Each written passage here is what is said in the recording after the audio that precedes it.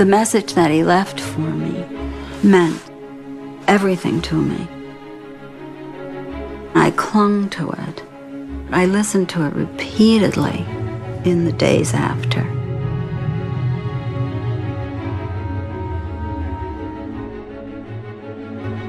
Everybody has told me that has lost loved ones, you'll lose the sound of their voice. I've probably listened to the message hundreds of times. It's available anytime I want to play it back. It's there. I hear it and I know it. I'm still very fragile to listen to it, and so I'm comforted to know it's there, but I don't listen to it. On September the 11th, 2001, nearly 3,000 families lost a loved one. The Twin Towers collapsed with such destructive force that only 300 bodies were recovered. But for some families, there is another legacy. Trapped inside the towers, many people tried to make desperate contact with the outside world. Some were able to speak on the phone. Others could only leave messages. Since that day, families have lived with the memory of these final words from their loved ones. Many of these calls have never been heard in public and are featured here for the first time. All are used with the full consent of the relatives, who only now feel ready to talk about them. These recordings shed light on what really happened inside the towers, but they also reveal something more profound about the choices people make in their final moments, who to turn to, and what to say. Obviously a pretty scary experience. I saw a guy fall out of probably the 91st story all the way down. Okay. Now you can stay on the line with me.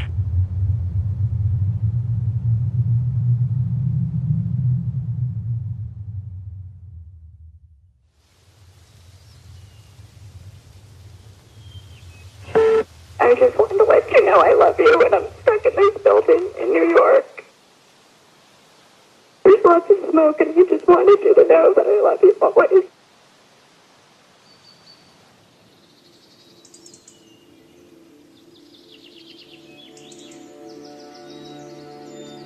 My dog, Coco, wakes me up somewhere approximately 5:30 in the morning and wants to go for a walk. So at 5:30 in the morning, I get out of bed, brush my teeth, throw some water on my face. We walk through the woods for half an hour, 40 minutes. I say a little prayer every single day and talk to Melissa. So it's just, I know she's there, I know she's listening to me. I was the last person from the outside world that she spoke to. I'll always remember that. When you fall asleep sometimes at night and you close your eyes, you can just see her face there saying, "Dad, I love you."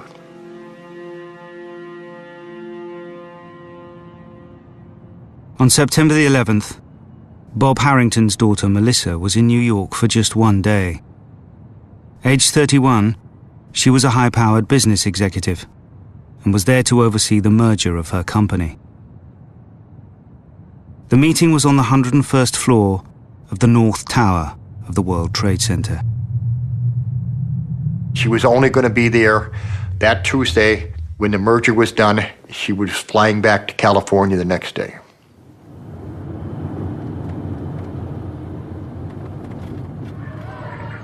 There's a fire next door. I love you too. I love you. I don't know if I'm going to be okay here.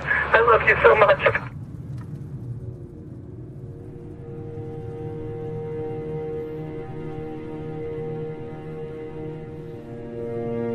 We found nothing of Jim. He was completely destroyed. So the fact that I'd spoken to him means so much to me. I think that the healing process is ongoing. It's important to let people know what families of 9/11 have been experiencing, what we've been going through, what we've gone through. We still have those memories that we don't want anybody to ever forget. Jill Gartenberg had just started a family with her 35-year-old husband, Jim. A successful real estate executive, Jim had recently accepted a promotion at a new company. On September the 11th, he had only gone in to clear his desk at his office on the 86th floor of the North Tower. Saying goodbye, I love you, is the last thing I can remember seeing him walking out the door that morning on September 11th. We just had a plane crash into upper floor of the World Trade Center. The World Trade Center, tower number 1, is on fire. The whole outside of the building was just send every available ambulance to the World Trade Center now. In the minutes after American Airlines Flight 11 collided with the North Tower, the live pictures were flashed across the world. We have numerous people trapped. But those inside were unable to see what had happened. Desperate for information, they made more than 3,000 calls in the first 10 minutes alone. He says he's at the 105th floor at One World Trade Center. At the top of the North Tower, 100 people were attending a conference at the Windows on the World restaurant. Among them was 31-year-old Christopher Hanley, who made one of the first recorded calls to 911 emergency services that day. Yeah, hi. I'm on the 106th floor of the World Trade Center. We just had an explosion. The 106th floor? Yes. 106, okay. We have smoke and it's pretty bad. We can't get down the stairs. All right. We had about 100 people up here. Do not leave, okay? There's a fire or an explosion or something in the building. All right, I want you to stay where you are. Yes. All right, we're there. We're coming up to get you. See the smoke coming up from outside the windows down? All right, we're on the way. Just sit tight. All right, just sit tight. We're on the way. All right, please hurry. Christopher was our only child. It was so special. To be able to have the 911 audio was really very important. The most emotional, poignant moment for me is when he asked him, "Please hurry," and "Thank you." To be able to have that presence of mind under pressure like that, I thought was just remarkable. I was really proud of him. I mean, to be able to keep that cool and request, "Please hurry." I think that was his last words.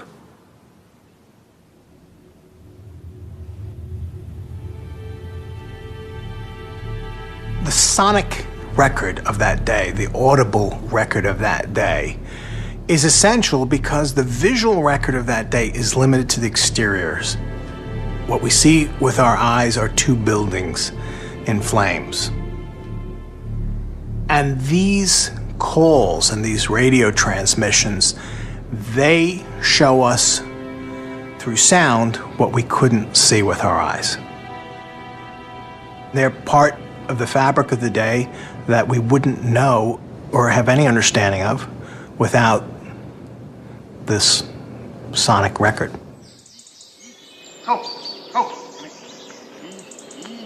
No. Easy. There's a tree in front of my house that was planted the week after Melissa was born.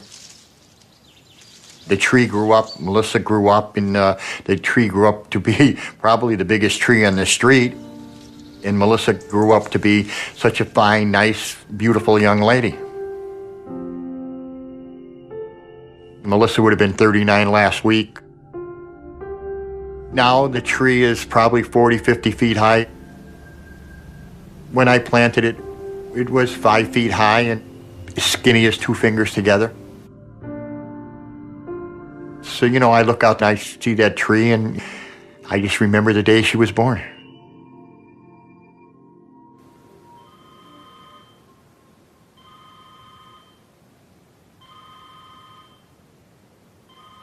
September 11th started like any other morning. Woke up, put a pot of coffee on.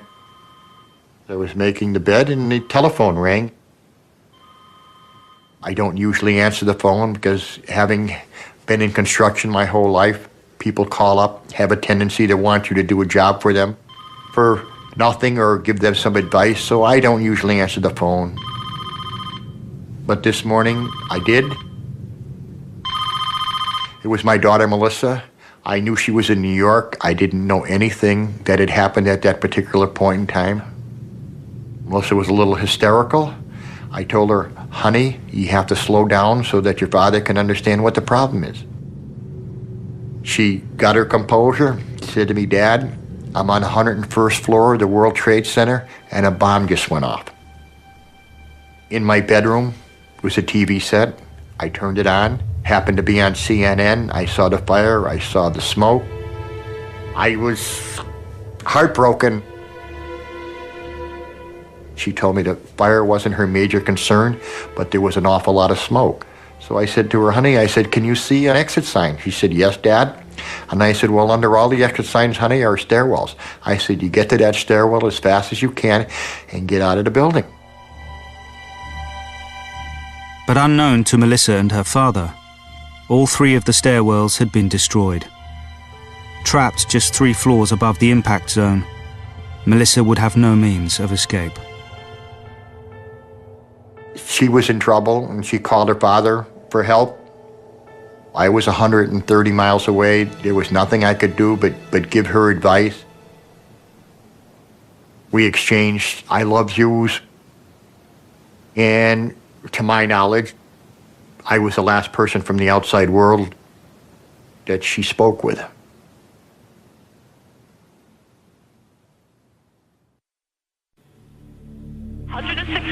There's no injuries, but the people are trapped and don't know where. We're on the 106th floor of the World Trade Center. All right, we're there. We're taking care of it. Okay. In the immediate aftermath of the attack, the emergency services were overwhelmed by thousands of calls from the North Tower. Remain in the location you are, but something by the door to block us. Stay where you are. We have you on the 92nd floor, southwest corner. Sure, if you can get out of the building, then get out of the building. If you can't, just remain there and somebody will get you. How many other people are with you right now?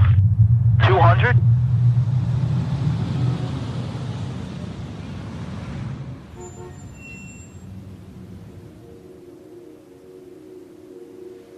Morning. Happy birthday.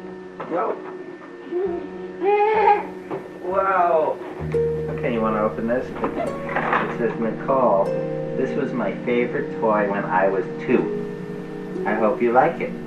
Love, Natalie. I think 9/11 comes up pretty regularly in everybody's lives. I mean, you watch television, you go to an airport, anytime you travel. You didn't go to Zita's house? Did you see Granny? So much has changed since 9/11. Everybody talks about 9/11. It's in the newspapers probably every day.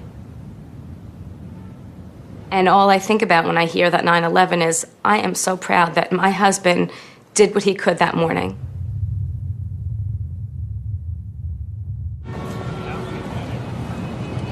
Jim Gartenberg had accepted a better-paid job at a new company 4 days earlier. Welcome news, as his wife Jill was pregnant with their second child. September the 11th was his last commute to work at the North Tower.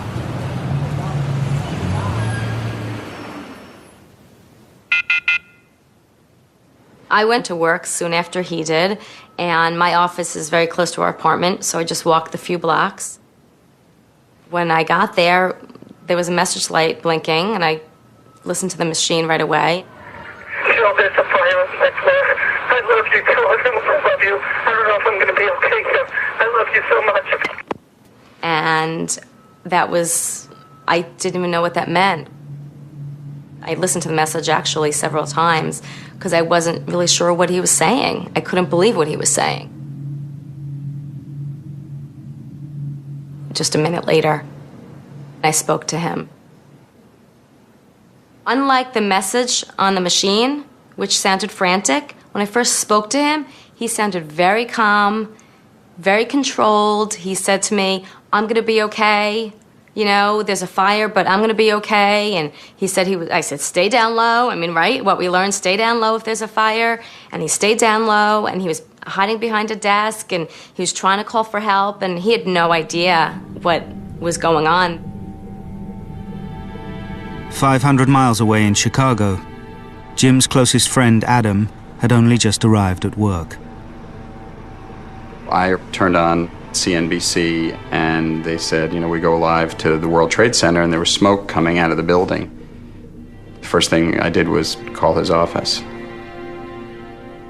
He picked up the phone right away, and he had a voice that I'd never heard before, and it was, you know, just utter panic and fear and expletives. There's fire, there's smoke everywhere, there's debris, I can't get out. You got to get me out of here.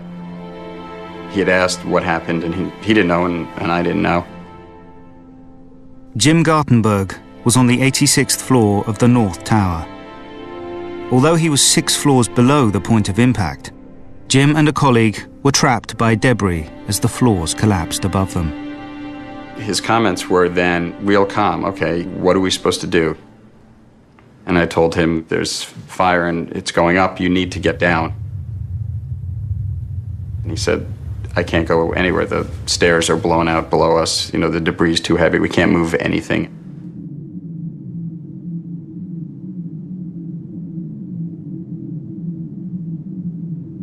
It was very unusual that people outside had almost a greater sense of alarm and urgency than the people inside who were in the dark.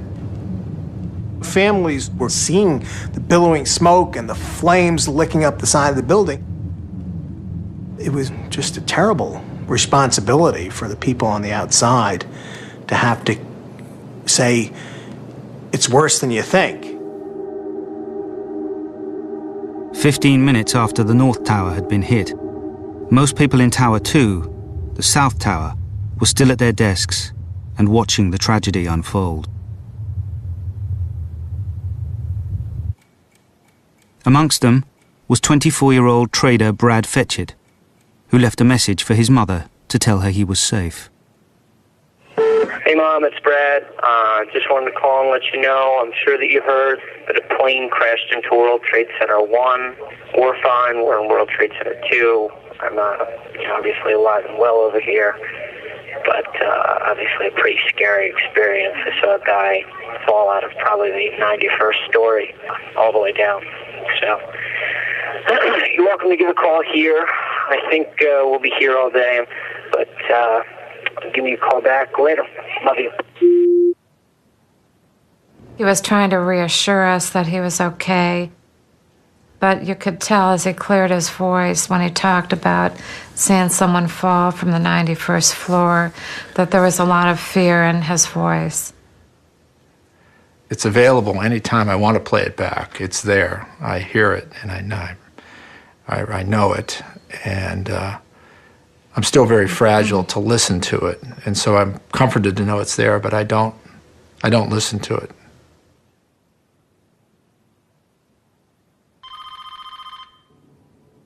Eight floors above Brad in the South Tower was 42-year-old systems analyst Shimmy Beagleisen. The phone rang and it was Shimmy. Ma, don't worry, I'm fine. And I said, please don't waste any time. I know all about it. Get out. And he said, listen. And he put the receiver up to the loudspeaker, and I heard the announcement, do not leave your office. This building is secure. As we hung up, my nephew called, and he was practically incoherent. He said, Shimmy, Trade Center. I said, Shimmy is okay. And as I said, okay, I never got the K out because I saw the plane hit the other building.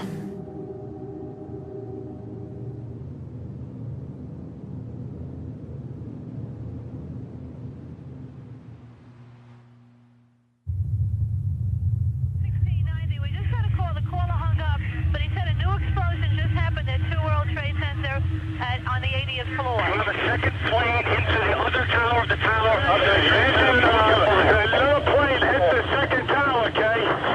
At 9:03, 17 minutes after the North Tower was struck, United Airlines Flight 173 flew into the South Tower. Immediately, the emergency services were flooded with calls, as 700 people were trapped above the impact zone. Approximately two-thirds of the way up, you got visible fire showing out. Lieutenant, Manhattan Dispatch. Yes, hi. Hi, major disaster, number 2 World Trade Center, requesting everything possible.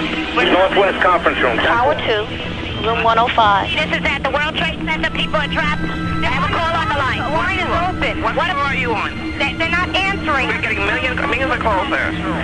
All I can say to do is stay near the window, stay low, put a towel by the firefighters in the city are on their way over there. Yes, sir. I understand that. All right, we're trying to get to people as fast as we can.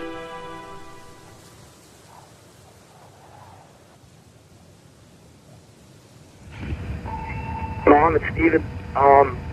My plane, my building got hit by a plane, and right now it's, I think I'm okay, I'm safe now, but it's smoky.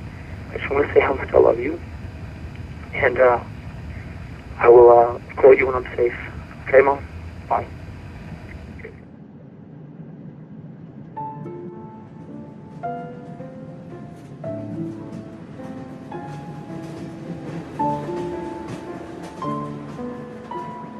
It's a tribute to Stephen that at the moment of his death, it can be said that he was on good terms with every member of his family. And that's not easy. Stephen was with us for 33 years. And we have a choice. We can either say we are so mad that he's not here, or we can say we had him for 33 years. And we have a feast to return to, the feast of the memories.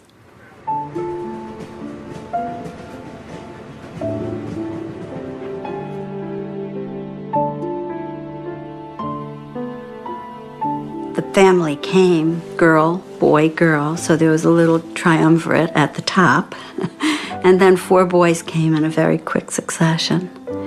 And Stephen was the third of that group of 4.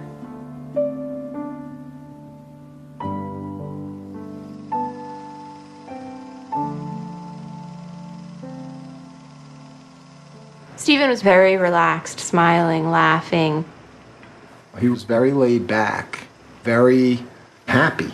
You know, he really was happy a lot of the time. Stephen was really a peacekeeper within the family because we all have very strong personalities, and at a dinner table we all want to voice our opinion, and Stephen was the best, I think, of any of us of listening to all sides of an argument and really keeping the peace. That was the role that I thought he played in our family. He definitely did that, and it's a challenge to fill that role now. Following a successful career as a college basketball player, Stephen had moved to New York. At 33, he was now a trader with an investment company in the South Tower.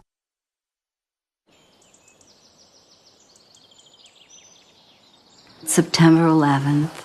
It was a beautiful, beautiful day, as everyone always will remember, I know.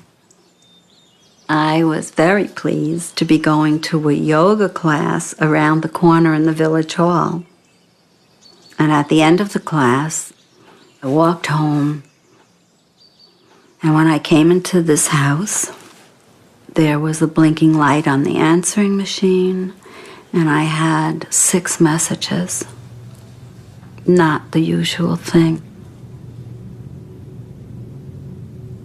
And one of the messages was from Stephen. Mom, it's Steven. My plane, my building got hit by a plane, and right now it's, I think I'm okay, I'm safe now, but it's smoky. I just want to say how much I love you, and I will call you when I'm safe. Okay, Mom? Bye.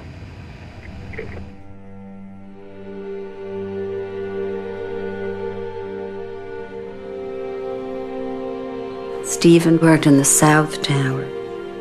He was on the 89th floor. He said that he was going to call me and that he was going to be all right. There were messages then from people calling to say, Anna, are your children all right? And then there was a message from my husband. And he said, promise me you will not turn on the television. And that was an easy promise to make. I just went out in the backyard and I sat in a plastic, those $5 plastic chairs under a tree, and with the phone in my lap, preparing myself for what I would need to face. Two Worlds, you're on the 88th floor, northwest corner. Okay, now, you get soaking wet towels, and you can put them at the doorways. And you're a 2 World Trade, right? You're going to hand them doors. Sorry, are you on the 89th or 88? Families often have a map in their minds of where their loved ones are in the world. If somebody in your family is working at a place that has now become the center of all the world's attention, and there's a calamity unfolding, in your mind, you're trying to place your loved one. Where are they in relationship to this terrible series of events that's unfolding? I feel so bad that we can't do more. You don't know. Oh, boy. It's an awful thing. It's an awful, awful, awful thing to call somebody and tell them you're going to die. That's an awful thing.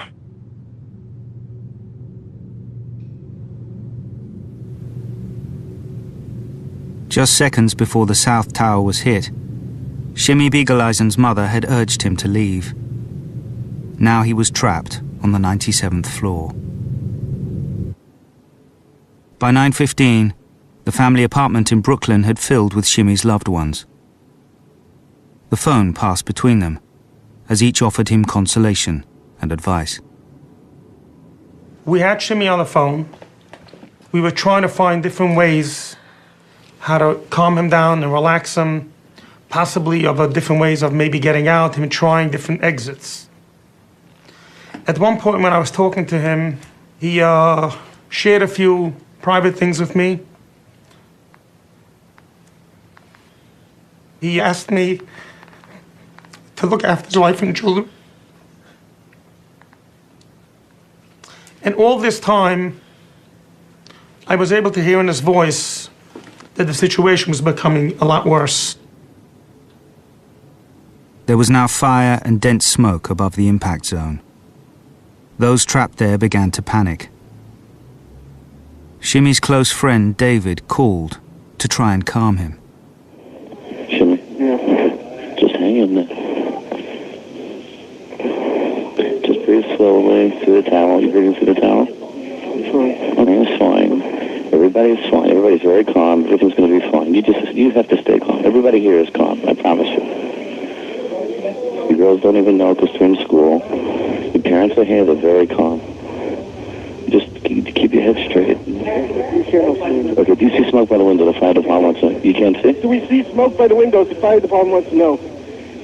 No smoke by the window. No smoke by the window. Listen carefully. As a last resort, break the window as small as possible just to get a little air in. Okay, but you follow? Yeah. Okay, how so? They said the last resort we should open the window just a little bit to get some air in. Can you open the window or you have to break it? Yeah. Huh? You have to break it. Yeah. Okay, Shimmy. Yeah. Break the window. Break the window. As little as possible. Just get a little air. Just get a little air. Okay. If you're running out of air, if you're running out of air, we should do that. Okay. Okay? I'm very grateful that he was able to spend his last moments speaking to the people who were closest to him. At the end of your life, I would imagine you want some sort of comfort, and I hope, and it seems from what everyone has told me, that he was given that. That's all I could hope for.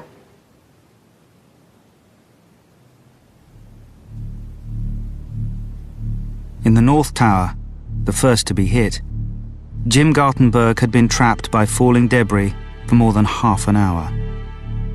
Having spoken to his wife, Jill, and best friend Adam, Jim now wanted his predicament to be known to the watching world. He managed to make contact with a reporter at the New York Times, Jim Dwyer. I spoke with him several times that morning, And I was trying to understand what his predicament was, why he couldn't get to the stairs or why he couldn't get to an exit. And he said that, the walls were cracking and folding over, and he couldn't get to where he needed to be. Mr. Gartenberg seemed to be very directed, very focused. I mean, he was, there's a sense of great urgency in his voice, but I didn't feel like he was panicking. He wanted people to know where he was and that he couldn't leave the building. Happy birthday to you. Happy birthday to you. Nicole. Yay! Yay!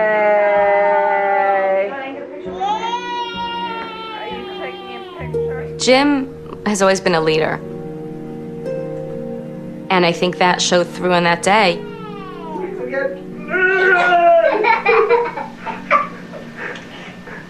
get you. Nicole, is Daddy so funny? When I first met Jim, he was the president of the Michigan Alumni Club in New York. I saw the way that he was running this meeting and the way he was interacting with people and his leadership skills. There was all these qualities about him that all of a sudden I said, wow, this is a really special guy.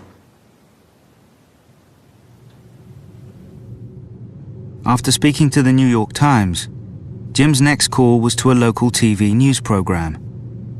At 9:32, 45 minutes after the North Tower was hit, Jim went live on air. Jim Gartenberg joins us. He was on the 86th floor of, I'm not sure which tower. Was it the north or south, Jim?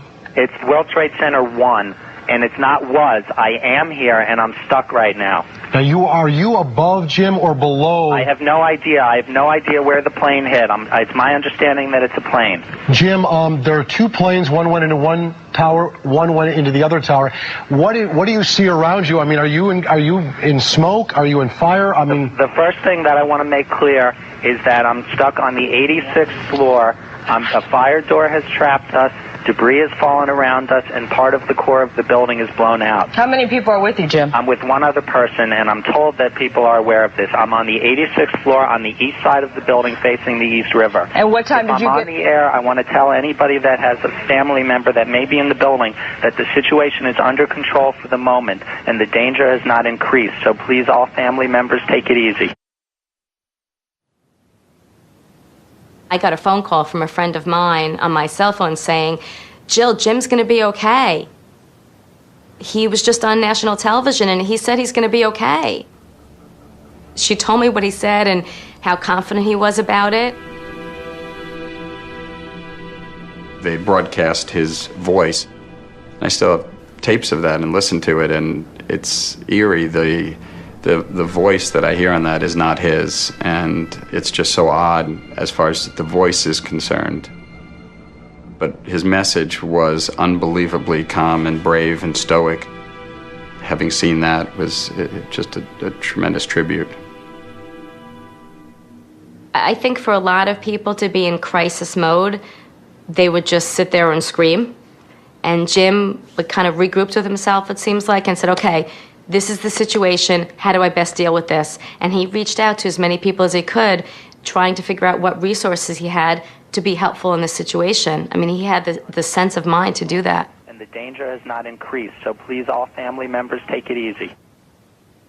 I think that was wonderful, but I knew in my heart he was not going to be okay.